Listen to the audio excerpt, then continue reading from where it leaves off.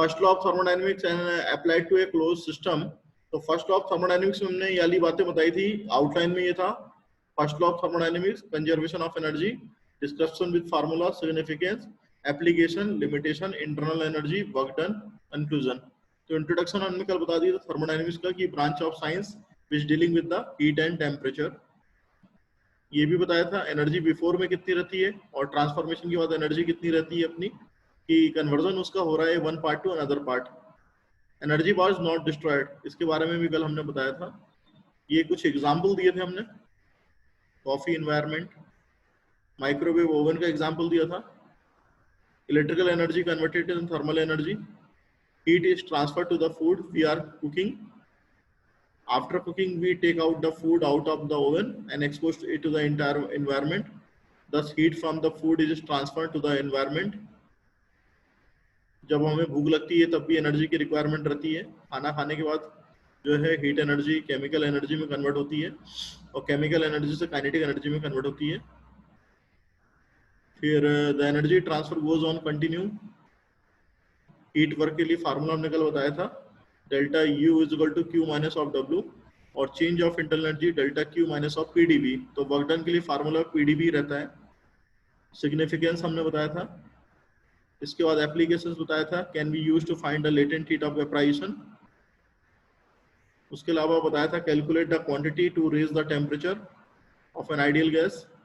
Limitations बताई थी कि फर्स्ट लॉ डायरेक्शंस नहीं बताता है और ये नहीं बताता है कि सर्टेन प्रोसेस जो हो रही है वो पॉसिबल है कि नहीं है, मतलब यदि हीटिंग प्रोसेस को करना है तो हो सकती है कि नहीं हो सकती है, इस चीज़ को भी नहीं बताता है वो।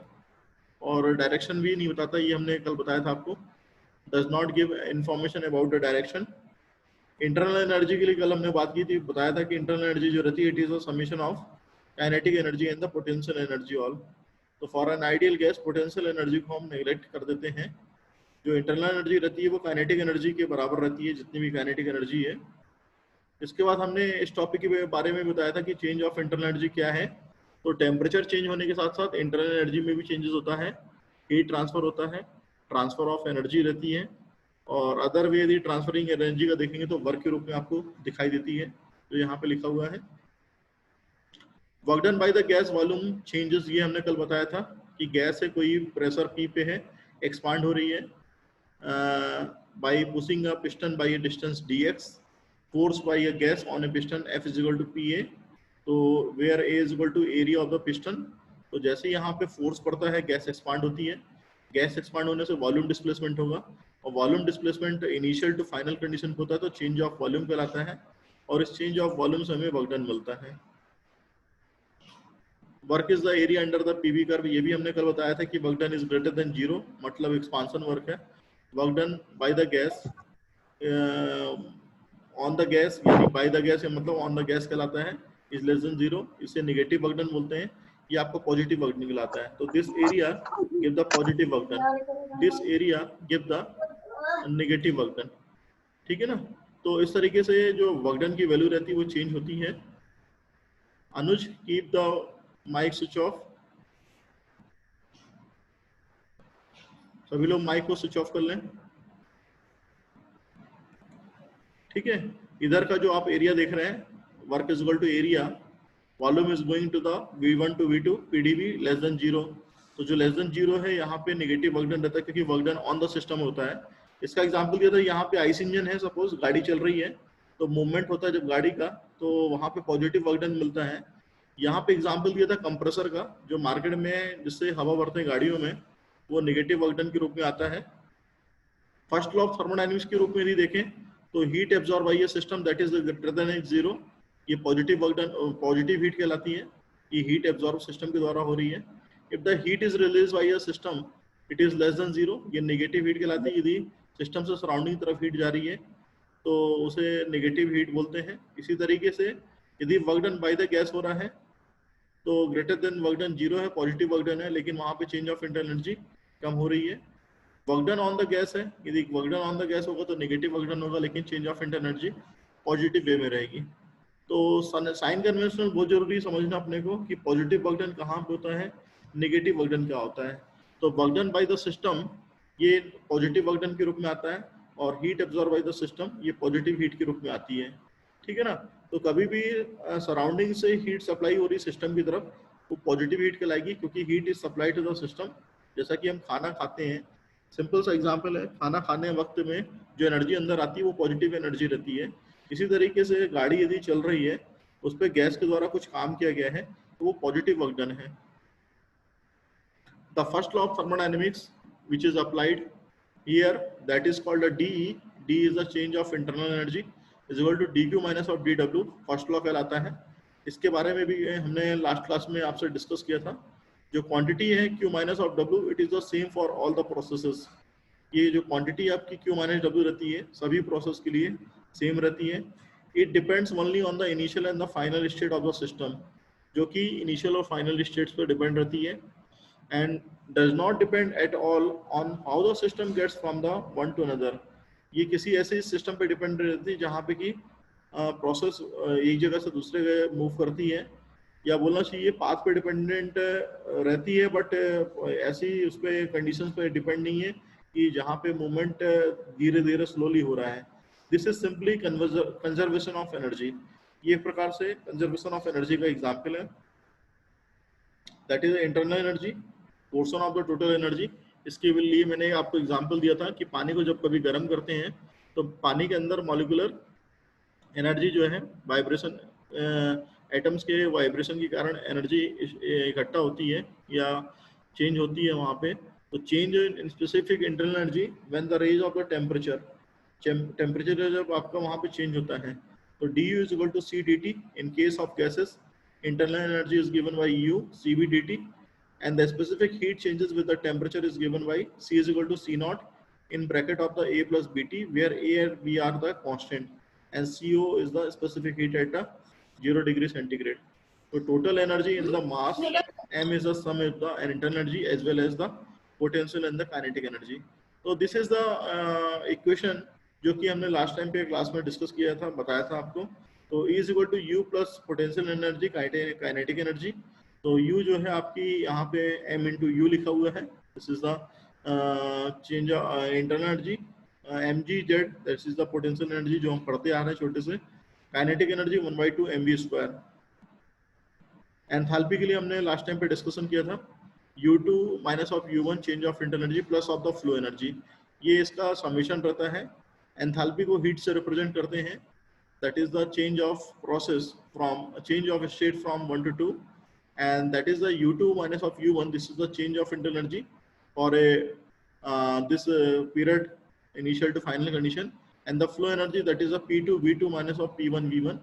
This is the P2 V2 and P1 V1. This is the enthalpy in the form of U plus PV, and the internal energy is the form of H minus of PV. This is the differences of the energies. This is the differences of the energy which is describing by the letter U. The enthalpy is especially value for the analyzing isobaric process. The heat transfer in a constant pressure quasi-equilibrium process is equal to the change in enthalpy, which include both the change in internal energy and the work for this particular process. This is by no means a general result. It is valid for the special case only because the work done during the process equal to the differences in the PV product for the final and the initial states. तो ये सारी चीजें जो है initial और final states पे depend करती है। जहाँ भी चेंजेस का मीनिंग आता है, जहाँ भी हम बात करते हैं कि चेंजेस हो रहे हैं, तो चेंजेस सिर्फ इसी वजह से होते हैं कि वहाँ पे इनिशियल टू फाइनल स्टेट हो रही है, तभी वहाँ पे चेंजेस काउंट होता है। जूल्स एक्सपेरिमेंट, जैसा कि लास्ट टाइम पे आप लोग पूछ रहे थे कि जूल्स एक्सपेरिमेंट किस तरीके से होगा, तो जूल्स एक्सपेरिमेंट्स के लिए हमने बताया था आपको कि जो प्रोपोर्शनलिटी कांस्टेंट रहता है ये मैकेनिकल इक्विवेलेंट ऑफ वर्क के बराबर रहता है। तो basically 1 calorie corresponding to the amount of heat that is needed to get 1 gram of water from 40.5 degree centigrade to 15.5 degree centigrade. 1 calorie जो ऊष्मा रहती है या एनर्जी रहती है वो आपकी बेसिकली 4.1840 जूल के बराबर रहती है यदि उसका टेम्परेचर 8 डिग्री सेंटीग्रेड आप बढ़ा रहे हैं। 14.5 से 15.5 यदि बढ़ा रहे हैं तो उस केस में 1 कैलोरी जो एनर्जी रहेगी, ऊष्मा रहेगी, 4.1840 रहेगी। अब यहाँ पे भी आप एक्सपेरिमेंट में देखेंगे जो आपको दिखाई दे रहा है जूल एक्सपेरिमेंट में कि जो पैडल व्हील है, पैडल व्हील यहाँ पे वाटर के अंदर जो है मूव करता है, क्लॉकवाइज डायरेक्शन में मूव करता है, तो यहाँ पे टेम्परेचर जो है राइज होता है जब ये पैडल वर्क होगा। अब पैडल वर्क कैसे हो रहा है, अब W वेट जो है लिफ्टिंग फ्रॉम दिस वेयर, तो it is due to the कि पुली के अरेंजमेंट के द्वारा आपको वेट को हम ऊपर खींच रहे हैं। जब वेट ऊपर की तरफ आएगा तो पैडल वर्क करेगा, और पैडल के वर्क करने से यहाँ का अंदर का सिस्टम का जो टेम्परेचर राइज करेगा, तो टेम्परेचर जितना भी राइज हो रहा है 8 डिग्री सपोज राइज हो रहा है, इसको मेजर करने का काम ये थर्मोकपल कर रहा है। आप ये थर्मोकपल जो देख रहे हैं, इस थर्मोकपल के द्वारा काम हो रहा है। और this is the another mechanism of the weight where the weight falls at a constant speed. तो यहाँ पे लिखा है as the weight falls at a constant speed they turn से paddle wheel which does work on the water. जैसे ही ये wait जो है नीचे की तरफ जाएगा तो पेडल विल घूमना स्टार्ट होगा। ये जनरली छोटे में खिलौने आते थे, खिलौने में भी आप लोग ऐसे ही करते थे कि स्प्रिंग लगी रहती थी, जब आप स्प्रिंग को दबाते थे तो खिलौना अपनी जगह से मूव करता था और वो सर्कुलर डायरेक्शन में नाचने लगता था, ठीक है ना। Toys is dancing when the spring is forces to the top surfaces. तो जब स्प्रिंग को टॉप सरफेस से फोर्स लगाया जाता था तो टॉय जो है डांस करने लगता था, तो उसकी वजह से जो है यहाँ पे वर्क डन कुछ हो रहा है। तो ये वर्क डन जो हो रहा है वो 8 डिग्री टेम्परेचर के कारण हो रहा है। यहाँ पे आप जो देख रहे हैं rise in temperature which is calibrated by the thermocouple या थर्मामीटर, थर्मामीटर यहाँ पे लगा दिया गया है जिसकी वजह से कि टेम्परेचर जो है यहाँ पे राइज हो रहा है। इंसुलेटिंग वॉल इसलिए लगाई गई है, ये जो आप देख रहे हैं ये सब इंसुलेटिंग वॉल है। यहाँ पे हीट ट्रांसफर जो है पूरी तरीके से जीरो कर दिया गया है। हीट और टेम्परेचर का दूर दूर तक कोई लेना देना नहीं है। जरूरी नहीं कि हीट यदि आपकी बढ़ेगी तो टेम्परेचर भी बढ़ेगा। आइसोथर्मल के केस में टेम्परेचर कांस्टेंट रहता है लेकिन हीट जीरो नहीं होती है। तो जब हीट जीरो नहीं है और टेम्परेचर आपका कांस्टेंट है, इसका मतलब क्या है, वहां पे कुछ वर्क डन हो रहा है। तो that is the example of here कि हीट यहाँ पे आपकी एडियाबेटिक सिस्टम बना दिया गया है, इंसुलेटेड कर दिया गया है। जब इंसुलेटेड सिस्टम कर दिया जाएगा तो हीट ट्रांसफर पूरी तरीके से जीरो हो जाएगा। एंड द एज्यूम दैट कि fraction in the mechanism is negligible. Fraction को मान के चल रहे हैं कि सिस्टम के अंदर पूरी तरीके से नेग्लिजिबल है, ठीक है। तो the work done by the paddle wheel on the water equal to the change of potential energy of the weight। तो potential energy जितनी भी weight की change हो रही है that is the depends on the कि वहाँ पे paddle wheel work करेगा। paddle wheel work करने का reason जो है कि यहाँ पे से weight कितना lift हो रहा है, वहाँ पे rise of temperature कितना हो रहा है, और rise of temperature होने से weight कितना नीचे की तरफ जा रहा है। weight नीचे जाने की वजह से कितनी change of potential energy हो रही है, और उस change of potential energy से कितना यहाँ पे पैडल जो है वाटर के अंदर वर्क डन कर रहा है। तो वाटर के अंदर वर्क डन जो होगा वो यहाँ पे राइज इन टेम्परेचर के रूप में दिख जाएगा आपको। तो rise in temperature it is calibrated by the thermometer. ये थर्मोमीटर से पढ़ लिया जाएगा कितना टेम्परेचर चेंज हुआ है। जितनी भी कैलोरी एनर्जी की रिक्वायरमेंट है ये 4.1840 रहती है, और ये आपको काम आएगी स्पेसिफिक हीट के रूप में। जब आप हीट को निकालेंगे कितनी हीट की रिक्वायरमेंट थी, तो suppose m is equal to 1 kg, mass of water जो है यहाँ पे पूरे अंदर पे 1 kg भरा हुआ है। तो 1 kg of water into multiplied by the Cp specific heat into the rise of temperature. Suppose that initial temperature 14.5 degree था और फाइनल टेम्परेचर कितना हो गया 15.5 डिग्री सेंटीग्रेड। तो जितनी एनर्जी यहाँ पे रिक्वायरमेंट है, suppose that Q energy is requirement, तो Q एनर्जी की जो रिक्वायरमेंट है that is equal to 1 kg of mass, 4.18 is the specific heat into 1 degree of the changes. तो जब आप फाइनल कैलकुलेशन करेंगे तो जो हीट की रिक्वायरमेंट रहेगी that is equal to the 4.1840। This is the fundamental about the Joule's experiment, जो last class में किसी ने मुझसे पूछा था कि जूल्स एक्सपेरिमेंट सर बता दीजिए फिर से। And this is the another diagram in which work can be transformed into the heat. जैसा कि लास्ट उसमें बताया था वैसे यहाँ पे वहाँ पे सिर्फ अंतर ये था कि वहाँ पे हीट को ट्रांसफर जीरो कर दिया गया क्योंकि इंसुलेटेड कर दिया गया था, और इंसुलेशन होने की वजह से हीट ट्रांसफर पूरी तरीके से जीरो गया था। And the heat and work are of the same nature and constitute different from the energy. यहाँ पे हीट ट्रांसफर जीरो नहीं है। Suppose that here it is a winding form, weight is lifting from this winding. कि winding आपको जितना ज़्यादा wind करेंगे ये ऊपर की तरफ लिफ्ट करेगा। जब ऊपर की तरफ लिफ्ट करेगा तो ये अंदर की साफ्ट जो मूव करेगी। जब साफ्ट मूव करेगी तो यहाँ पे प्रोसेसिंग होगी, और उस प्रोसेसिंग से जो पानी है यहाँ पे वो गर्म होना चालू हो जाएगा। तो this is an open system. तो Joule show that the same temperature rise could be obtain using an electrical resistor heated by an electrical current. Electrical current के द्वारा हम इसको गर्म कर रहे हैं पानी को। यहाँ पे पैडल व्हील के द्वारा वर्क डन नहीं हो रहा है, यहाँ पे इलेक्ट्रिक करंट दिया जा रहा है, इलेक्ट्रिकल रजिस्टर के द्वारा दिया जा रहा है, और टेम्परेचर भी राइज हो रहा है। जैसा कि घरों में आप पानी गर्म करते हैं तो पानी सैचुरेशन कंडीशन से सुपर हीटिंग कंडीशन पे जाता है।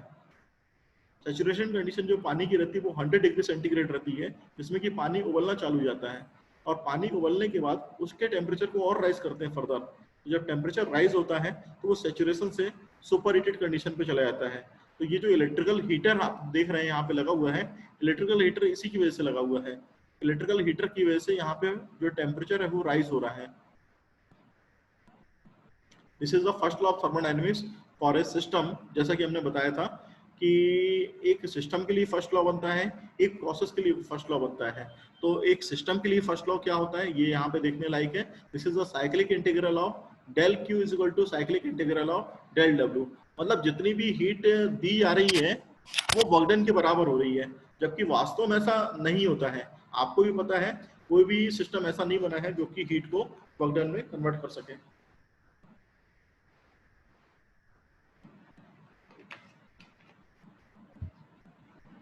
कोई भी सिस्टम ऐसा नहीं बना है जो कि टोटल हीट को टोटल वर्क डन में कन्वर्ट कर सके। If A system execute a cycle transforming work and the heat through its boundaries, then net work transfer is equal to the net heat transfer। एक ऐसा system जो कि cycle से मिलके बना हुआ है, जहाँ की वर्क और हीट का ट्रांसफॉर्मेशन बाउंड्री के थ्रू हो रहा है, तो वहां पे जितना भी वर्क ट्रांसफर है वो हीट ट्रांसफर के बराबर है, या हीट ट्रांसफर जो है वर्क डन के बराबर है। Suppose that taken an example of the ice engine, जहाँ पे आप गाड़ी को रन करा रहे हैं। तो जब गाड़ी को रन कराएंगे तो वहां पे कितनी हीट सप्लाई हो रही है, कितना हीट रिजेक्शन हो रहा है, कितना वर्क डन आप दे रहे हैं और कितना वर्क डन मिल रहा है। ठीक है, यदि एक एक करके बात की जाए तो जब ऑटो साइकिल में आप कंप्रेशन करते हैं, मिक्सचर जब अंदर आता है, पेट्रोल इंजन की गाड़ी की बात करें तो कार्बोरेटर से जब एयर और फ्यूल का मिक्सचर अंदर आता है तो और एयर और फ्यूल के मिक्सचर को आप कंप्रेस करवाते हैं, कंप्रेशन की प्रोसेस होती है। ये आपने बीएमई में पढ़ा है कि टोटल 4 प्रोसेस होती है इंजन के अंदर। एक सक्शन होती है, दूसरी कंप्रेशन होती है, तीसरी एक्सपांशन होती है और चौथी एग्जॉस्ट होती है। तो 4 प्रोसेस से आपकी पूरी गाड़ी चलती है। तो सक्शन के बाद जैसी कंप्रेशन की प्रोसेस होती है तो कंप्रेशन में वर्क डन की रिक्वायरमेंट होती है।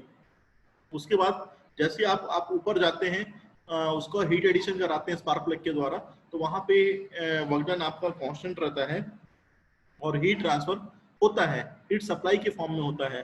तो आपने कुछ वर्क डन दिया और हीट सप्लाई सिस्टम पे गई। देन उसके बाद जैसे ही वहां पे स्पार्क प्लग स्पार्किंग करता है, गैसेस बनती हैं और गैसेस के फोर्स से पिस्टन जो है नीचे की तरफ आता है। तो जब नीचे की तरफ आएगा तो वर्क डन होगा और उस वर्क डन से वहां पे हमें वर्क डन मिल रहा है। ठीक है जी सुधीर, आप कुछ पूछना चाह रहे हैं कि अटेंडेंस मांग रहे हैं? ठीक है, तो वहां से आपको वर्क डन कुछ मिल रहा है, work done is positive way कि क्रैंक शाफ्ट को जो वर्क डन मिल रहा है वो पॉजिटिव वे में मिल रहा है। देन उसके बाद वापस नीचे आए, एग्जॉस्ट के प्रोसेस से, एग्जॉस्ट के प्रोसेस के कारण गैसेस जो है बाहर की तरफ गई और गैसेस के बाहर जाने से हीट जो है रिजेक्शन हुआ। तो this is the complete cycle, जहाँ पे ये चारों प्रोसेस हो रही हैं, 1 by 1 करके सारी चीजें हो रही हैं। सक्शन हो रहा है, कंप्रेशन हो रहा है, एक्सपांशन हो रहा है एंड एग्जॉस्ट हो रहा है। During the any cycle, the cyclic integral of heat added to a system is proportional to the cyclic integral of work done by the system. This is the true for a ice engine. एक ice engine के लिए हम example लिए तो ये चीजें हो रही हैं। And the change of energy, that is the E2 minus of E1 is equal to Q minus of W, and the change of energy is equal to Q minus of W. So change of energy is equal to E2 minus of E1 is equal to, here the process, suppose that it is going to the 1 to 2 process, the change of energy transformation, that is the d Q minus of W, and the for a closed system the change of internal energy, that is the U2 minus of U1 is equal to 1 to 2, that is the d transformation of energy or algebraic difference of energy, that is the Q minus of W. So du is equal to U2 minus of U1 is equal to Q minus of W. This is the significance of the first law of thermodynamics. Conclusions. The first law of thermodynamics simply says that amount energy in a closed system remains the constant. Thermodynamics का जो first law है ये बताता है कि जितनी भी energy amount है क्लोज सिस्टम में वो कांस्टेंट बना रहता है, वो वेरी नहीं करता है। Second is the regardless of how it is change और इट इज मूव अराउंड। ये हमें थोड़ा सा पता होना जरूरी है कि किस तरीके से मूविंग हो रही है एनर्जी की, किस तरीके से चेंजेस हो रहे हैं, ये हमें पता लगाना बहुत जरूरी है। और ये चीजें तभी पता चलती है जब वहाँ पे आप देखते हैं कि चेंजेस आ रहे हैं। सपोज दैट पानी को गर्म करते हैं, तो पानी को गर्म करते टाइम में फेस भी चेंज होती है, साथ ही साथ में टेम्परेचर भी चेंज होता है। जब टेम्परेचर चेंज होता है और फेस चेंज होती है, तो वहाँ पे आप पता लगा सकते हैं कि वहाँ पे कुछ प्रोसेस हो रही है, हीटिंग प्रोसेस हो रही है।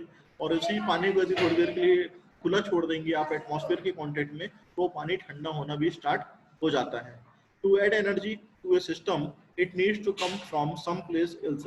तो यदि एनर्जी में एनर्जी जो है सिस्टम के अंदर यदि ऐड करने की रिक्वायरमेंट है, तो वो भी हम करके देखते हैं कि उससे हमारा क्या रिजल्ट मिल रहा है। This is the conclusion of the first of thermodynamics. This is the example of the cyclic process.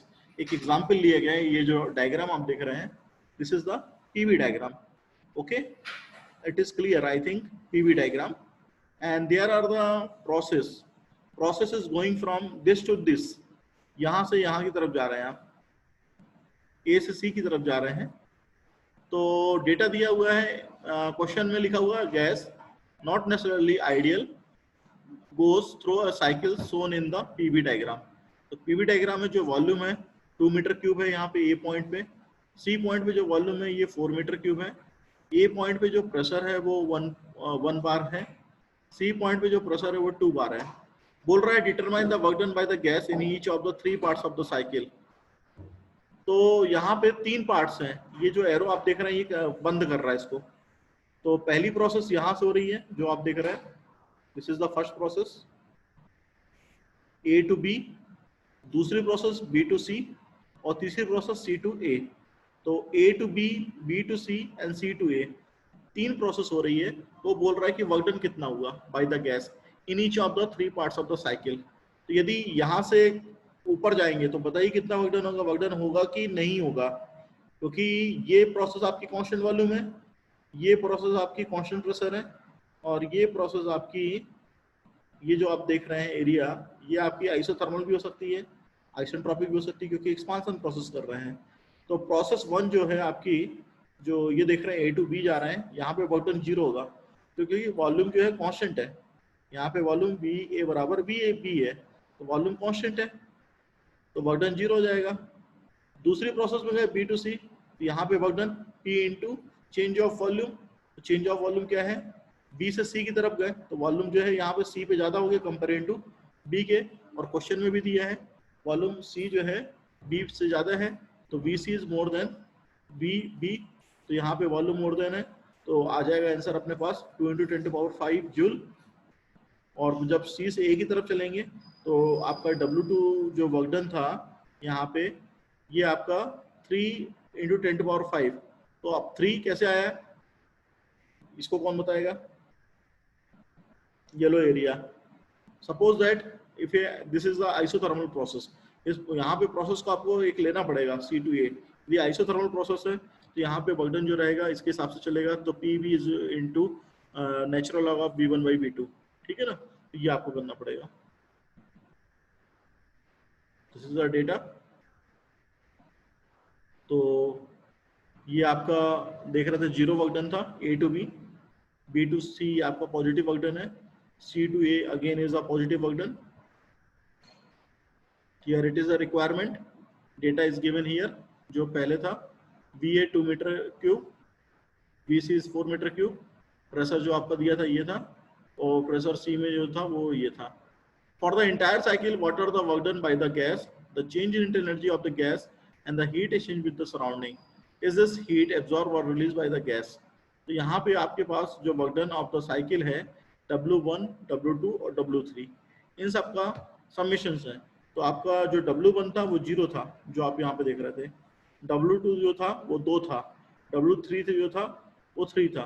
तो कुछ नेगेटिव वर्क डन है, कुछ पॉजिटिव वर्क डन है, चूंकि वॉल्यूम यहाँ पे आप देख रहे हैं कम हो रहा है, आप यहाँ पे देख रहे हैं वॉल्यूम कम हो रहा है येलो एरिया में, तो नेगेटिव वर्क डन यहाँ पे हम मान के चल रहे हैं, यहाँ पे आपका पॉजिटिव वर्क डन मान के चल रहे हैं। तो टोटल जो वर्क डन आपके पास निकल के आ रहा है ये 1 × 10⁵ जूल निकल के आ रहा है। अब चेंज ऑफ इंटरनल एनर्जी की यदि बात करेंगे तो क्लोज सिस्टम के लिए चेंज ऑफ इंटरनल एनर्जी जो रहती है वो 0 रहती है। तो यहाँ पे आप देख रहे हैं इंटरनल एनर्जी जो है रहेगी UB माइनस ऑफ UA रहेगी, यहाँ पे UB माइनस ऑफ UC रहेगी, और यहाँ पे UC माइनस ऑफ UA रहेगी। जब इन सबको समेशन आप करेंगे तो चेंज ऑफ इंटरनल एनर्जी जो रहेगी वो 0 के रूप में आ जाएगी, ठीक है ना। तो क्लोज सिस्टम के लिए चेंज ऑफ इंटरनल एनर्जी ये है। तो यहाँ पे जो आंसर निकल के आ रहा है, चूंकि जो वर्क डन है, अब चूंकि change of internal energy cycle के लिए 0 हो गई है, अब फार्मूले में यदि आप पुट करेंगे तो जो Q साइकिल के लिए जो आपका हीट ट्रांसफर हो रहा है वो वर्क ऑफ साइकिल के लिए निकल के आएगा, और चूंकि -3 + 2 करेंगे तो ये जो आपका वर्क डन निकल के आ रहा है, यहाँ पे आप जो देख रहे हैं ये -1 × 10⁵ जूल निकल के आ रहा है। तो ये it is the less than heat is release by the gases, heat जो है रिलीज हो रही है जब एग्जॉस्ट गैसेस सराउंडिंग की तरफ या एटमॉस्फेयर की तरफ जाती हैं तो अपने साथ में हीट लेके आती हैं, और जब हीट लेके आती हैं तो उसे हम हीट रिजेक्टेड के रूप में देखते हैं। तो हीट रिजेक्टेड जब होगी तो उसे नेगेटिव साइन का नाम देंगे। This is the overall in the cycle. Work done cycle के अंदर यदि लेस देन है तो work done on the system कहलाएगा। Q साइकिल के अंदर यदि लेस देन 0 है तो सिस्टम रिलीजेस द हीट, जैसा कि एग्जांपल दिया कि साइलेंसर में से जब गैसेस बाहर निकलती हैं तो हीट अपने साथ में ले जाती हैं। ये वर्क डन है जो सिस्टम पे दे रहे हैं, सिस्टम को यदि वर्क डन देंगे तो सिस्टम के द्वारा कुछ हीट मिलेगी अपने को, ये बताया गया है। इसी तरीके से यदि हीट जो है सिस्टम को देंगे तो वर्क डन मिलेगा। इसके लिए वर्क डन जो रहेगा आपका रिवर्स साइकिल कर दीजिए तो वर्क डन पॉजिटिव वे में हो जाएगा, ये work done by the system है, और यहाँ पे जो हीट जो है आपकी सप्लाई हो रही है पॉजिटिव वे में हो रही है कि सिस्टम एब्जॉर्बिंग द हीट। तो we do work on the system, we obtain heat. यदि सिस्टम पे काम करेंगे तो सिस्टम से हीट मिलेगी, and this would be warm up a room. ये ऐसा आप रूम को गर्म करने के लिए करते हैं कि ठंड के दिनों में भी आपको ठंड लग रही है तो आपने हीट कन्वर्टर को चला दिया, हीट कन्वर्टर को चलाएंगे तो वो एनर्जी लेगा, और जब एनर्जी लेगा तो रूम के अंदर हीट आएगी। या बोलना चाहिए रूम हीटर जो होता है, सिंपली गांव की लैंग्वेज में बोलते हैं रूम हीटर, ये रूम हीटर चला दो भाई ठंड लग रही है, तो रूम हीटर को एक्सटर्नल एनर्जी चाहिए। जब रूम हीटर को एक्सटर्नल एनर्जी चाहिए तो उस केस में वहां पे रूम गर्म कैसे होगा कि जब उसको आप चालू करेंगे, रूम हीटर को आपने चालू किया उसके बाद उसमें वर्क डन कुछ हुआ और वर्क डन होने से हीट मिली। इसी तरीके से रिवर्स साइकिल कर दीजिए। अब रिवर्स साइकिल में क्या है, work done by the system, system के द्वारा काम किया गया। गाड़ी को आप चला रहे हैं तो गाड़ी चलाते वक्त में वर्क डन मिलता है, तो जब वर्क डन मिल रहा है तो it is due to the कि जब तक स्पार्क प्लग स्पार्किंग नहीं करेगा, यहाँ पे स्पार्क प्लग स्पार्किंग कर रहा है, जैसे स्पार्क प्लग ने स्पार्किंग करी गाड़ी के अंदर वो कंबशन मिक्सचर जल गया, जैसे कंबशन मिक्सचर जलेगा तो गैसेस बनेंगी और उस गैसेस के फोर्स से सिस्टम को काम मिलेगा। तो जैसे सिस्टम को काम मिलेगा यहाँ पे पॉजिटिव वर्क डन आ जाएगा। तो it is heat supply to the system, spark plug के द्वारा सिस्टम को हीट सप्लाई की गई, जैसे सिस्टम को हीट मिली सिस्टम ने काम करके दे दिया। तो this is the reverse process. तो system absorb heat and the produced work, ठीक है ना। तो यहाँ पे दो तरीके हैं समझने के, एक बार नेगेटिव के केस में, एक बार पॉजिटिव केस में। तो वर्क डन पॉजिटिव कब होगा, जब work done by the system होगा। हीट पॉजिटिव कब होगी, जब सिस्टम हीट को एब्जॉर्ब करेगा। This is the fundamental about the today lecture. Okay, the first law of thermodynamics, significance, conclusions and the etcetera. Thank you. If any questions, time is already less than 3 minutes. Any attendance? जो बड़ी हुई बात में 39 sir 39 sir 48 68 sir 43